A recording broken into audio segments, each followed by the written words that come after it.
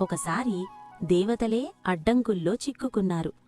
అది రాక్షసుల వల్ల కాదు, యుద్ధం వల్ల కూడా కాదు, ఒక దేవుడిని ముందుగా గుర్తుపెట్టుకోకపోవడం వల్ల. వైకుంఠంలో శ్రీమహావిష్ణువు లక్ష్మీదేవి వివాహం జరిగింది. దేవతలంతా ఆనందంగా చేరుకున్నారు. కాని విఘ్నేశ్వరుడు గణపతిని మరిచిపోయారు. అప్పుడే మొదలయ్యాయి సంకటాలు. రథాలు ఆగిపోయాయి, దారులు మూసుకుపోయాయి. అప్పుడు నారద మహర్షి చెప్పారు, గణేశుణ్ణి పూజించకుండా ఏ పని ముందుకు సాగదు. అప్పుడే శివుడు ఆజ్ఞ ఇచ్చాడు, ఏ శుభకార్యమైనా ముందు గణపతినే పూజించాలి. గణేశుడు క్షమించాడు. అడ్డంకులన్నీ తొలగిపోయాయి.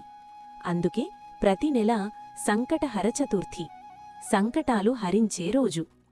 జీవితంలో ఏ పని మొదలుపెట్టినా ముందు గణపతిని గుర్తుపెట్టుకోండి. ఓం గం గణపతయే నమః.